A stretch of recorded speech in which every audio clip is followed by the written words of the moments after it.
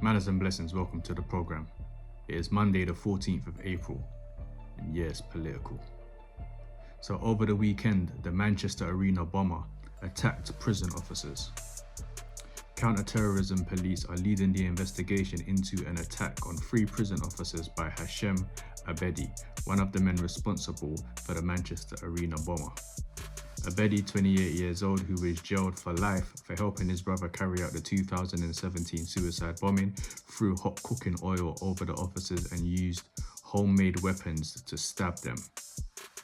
The Ministry of Justice said there will be a full review. And when I read this, I wasn't surprised, because at the end of the day, my man's in prison. What has he got to lose? He's already serving life. What has he got to lose from attacking these prison officers? And if they're kuffars, if they're unbelievers, according to his religion, I guess taking them out might be a good thing.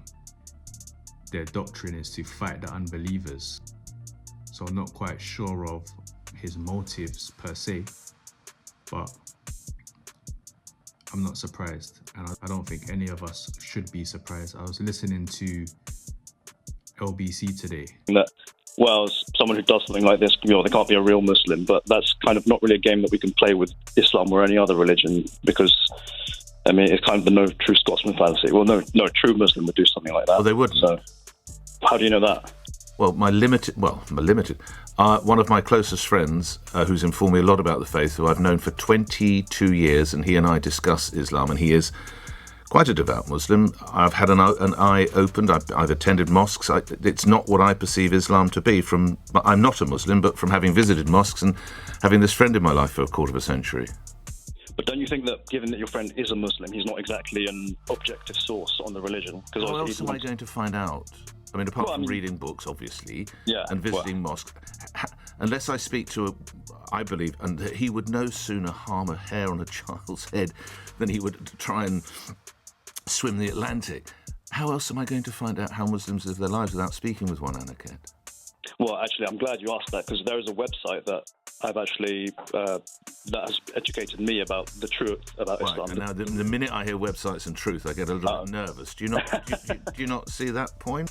Yeah, just this left-wing narrative of religion of peace, all the rest of it that we hear all the time. Now, I will agree that most Muslims are peaceful. I wouldn't call them terrorists. But just because we have peaceful Muslims, it does not mean that Islam is the religion of peace. And I think that's where we're getting it twisted. It's very much a religion with a goal to take over the world, with a goal to spread the narrative. And I think this is what we have to remember. As Christians, we are called to love everybody. We are called to witness the gospel to everybody. No exceptions. At the same time, we are called to be wise as serpents and humble as doves. So there's an element of wisdom when we're dealing with people, anybody. I think it's stupid to be painting this narrative where this is a peaceful religion and you've got a handful of people that are radicals. It's a radical religion, and the majority of people who follow the religion are not really practicing the religion. That's what I personally think. My man was clearly doing something that he didn't seem wrong. I'm sure his faculties are all in order. I'm sure he's not mentally unstable. If he was, he would be in a hospital, prison that can accommodate his needs. I'm sure he's totally sound in mind. And we have to start asking the deeper questions of why did he do this? Why do people do this? Why do they carry out suicide bombings? Why do people chop off people's heads in the middle of the streets? Why do people do multiple stabbings? Why do people go and stab little girls in a dance school? What is the ongoing theme throughout their thought process to make them carry out these atrocities? I think this is a question that we need to stop dancing around for political reasons, for fear of offending a certain people group or certain religious group. I think it's a lot deeper than that now. I think things have gone too far. I think we can't ignore these things anymore. I think we need to face and confront these things up front. It's not helpful to ignore it and to pretend otherwise, because these things are just going to carry on. As the community who hold to these ideals only gets bigger in this country, things are only going to happen more. So we need to tackle this head on. We need to confront these issues, the problematic verses, the problematic views, problematic characters or leaders within communities that promote this. You know, we need to see, what does the book say and not what do the people say.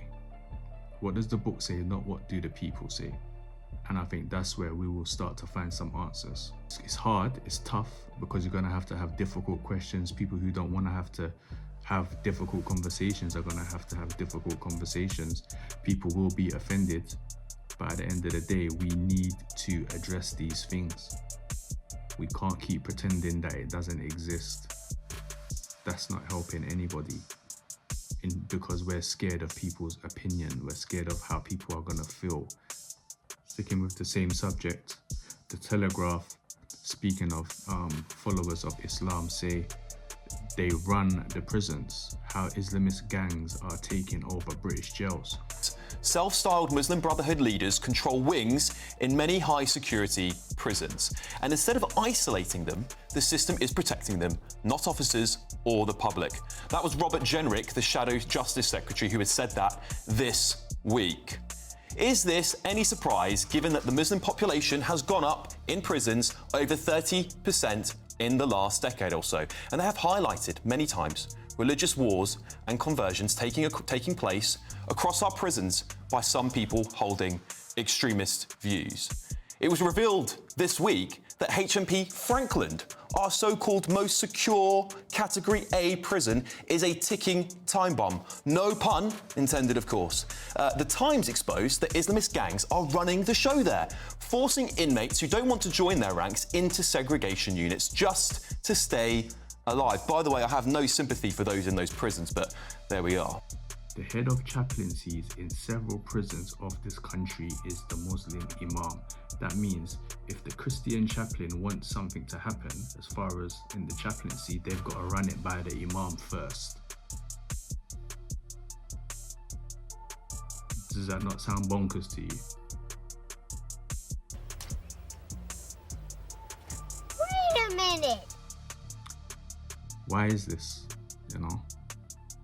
Is it something to do with the narrative being pushed from all corners? On the television, in politics, in society in general? The narrative is definitely being pushed, and we can't say it's not. It is. Schools in the UK are teaching kids how to pray to Allah.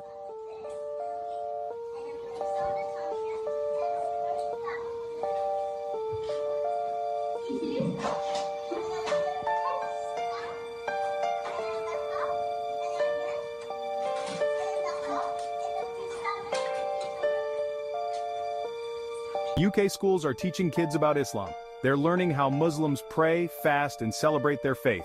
Sounds like a good way to promote understanding, right? Well, not everyone thinks so.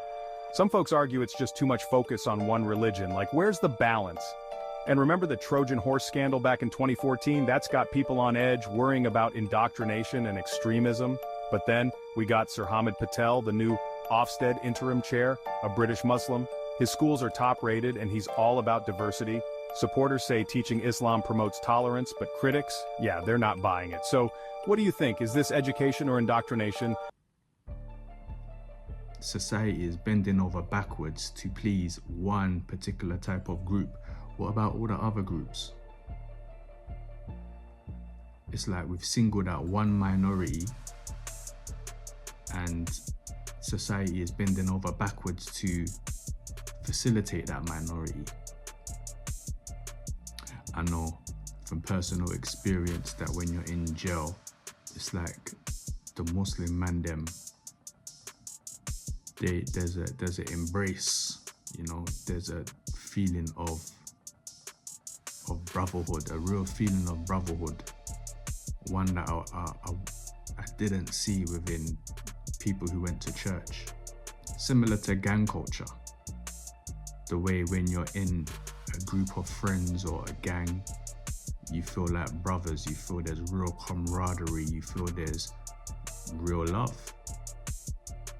I mean, it's fake love really, because if you go against the grain, then them same man there who had you up as brother got you up as enemy and want to kill you. Some man will become Muslim in prison for protection because there's numbers.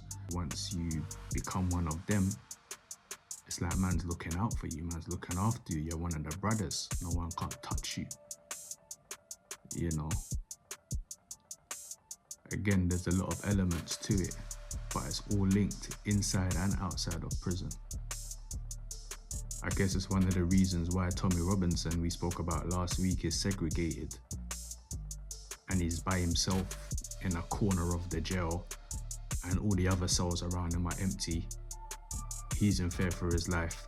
Maybe the government are in fear that, you know, because if Tommy Robinson gets killed by a Muslim, it's gonna go crazy. The streets will go crazy. The attention that this country will get from the world stage will not be good publicity, and it's just, you know, it's like we are being Islamicized. The UK is being Islamicized, and everybody doesn't want to be Islamicized. In other news, Hungary has banned Pride. You know, the Pride event for the gay guys and the, you know, the LGBTQ, whatever else community. So in Hungary, that's been banned. MPs in Hungary have voted to ban Pride events and allow authorities to use facial recognition software to identify attenders and potentially fine them in what Amnesty International has described as a full frontal attack on LGBTQ+ people. Believed to be the first of its kind in the EU's recent history, the nationwide ban passed by 136 votes to 27 after it was submitted to Parliament 1 day earlier. Proves to be very popular. It amends the country's law on assembly to make it an offence to hold or attend events that violate Hungary's contentious child protection legislation, which bars any depiction or promotion of homosexuality to minors under the age of 18. So they're not happy. Hungary is not happy with the promotion of man and man getting married, man and man living together, woman and woman getting married, living together, having relations. Hungary is not happy with, you know, man waking up one day and deciding he's a woman. They're not happy with the trans thing. They're not happy with the gay thing. They're not happy with anything that promotes something else other than a relationship between a man and a woman. And believe it or not, that is a radical statement in 2025. Doesn't that sound crazy? For you to say that you're not promoting any event that supports a relationship that goes outside of the norms, you're the crazy one. I thought, wow, look what is going on in the world. I think Hungary is doing a good thing. I don't think many people are gonna follow, but this is something that is definitely causing a stir. It's not going to do Hungary any favors on the world stage internationally, but I applaud Hungary for making this statement and for taking a stand for what is right. It's like when Donald Trump came into office, he says, we're not having none of this trans stuff. If you was born a man, you will be called a man. If you was born a woman, you will be called a woman. A man dressed up as a woman cannot compete in women's sports. All these things that are right and just are seen to be discriminating against someone. Now, it's right to make a stand and stand up for the truth, stand up for what is right and normal. And how far is this thing going? How far would it go? Allowing pedophilia to be a thing? You know, well, I have feelings for a certain people group. I have feelings towards a certain gender, so I'm gonna identify as this. How far does that go? Are you gonna start aiming that at children, adults and children? I mean, how far do those feelings really go before you have to start saying, nah, this is unacceptable and this is where we draw the line, this is where it stops? The society is gone crazy, it's gone mad. And I applaud Hungary for making a stand and doing something and saying something. Even Donald Trump, I applaud Donald Trump as well for making that law that he made when he first came back into office. Even though it doesn't affect the UK, it's to do with America, but it's still a statement. And, you know, America, Donald Trump, the leader of the free world, as they say, the most powerful man in the world, him saying that is a good thing. In other news, the army experts are called in over Birmingham's bin strike. Now, if you live in the UK, then you know Birmingham is officially the United Kingdom's rubbish tip. There's been a bin strike, they're striking over, you know, not getting enough pay and whatever. And because of that, they haven't been collecting the rubbish. The trash and the rubbish is piling up. There's rats and stuff everywhere. I'm sure it must stink. Recently, we've been having some warm weather that's probably made it even worse. You know, rotten food, rotten waste, rotten nappies. Just think of all the stuff that you throw away that hasn't been collected and taken away to the tips. And it just, again, brought me back to, we live in one of the most expensive countries to live in the world. The UK is one of the most expensive places to live in the world. And you've got a major city like Birmingham with a problem like this that is turning into a city of rubbish. Can you believe that? What is going on? We're paying all these taxes. The cost of living is through the roof. And you got cities that are literally stinking with rubbish. People are falling over rubbish bags in the streets. I was watching something the other day online and there was this man on the train just smoking crack. On the train. Just sitting down on the train, piping. And I'm like, wow, is this what the UK has come to? Rubbish everywhere in the streets, rats running around, spreading disease. Like, too much rats and all that, you know that brings disease and all these things. Man smoking crack on the streets, man smoking crack on the train, man smoking crack on the bus. And we're paying all of this money, paying all of these taxes. If I'm driving and I get caught in traffic, going through some traffic lights and I'm in a yellow box, a camera will take a picture of my car and send a fine to my house. And I will have to pay 60, 70 pounds, whatever it is, I don't even know these days. And if I don't pay that, within 2 weeks it goes up. If I don't pay that, within a month it goes up. If I don't pay that, a few months later, they come in to take my car away. And they'll find your car and they'll take it away. And then when they have it, they'll tell you you got to give them 600, 700, 800 pounds or whatever it is because it's built up by then to get it back. Fam, if that ain't some gangster-ish, I don't know what ain't.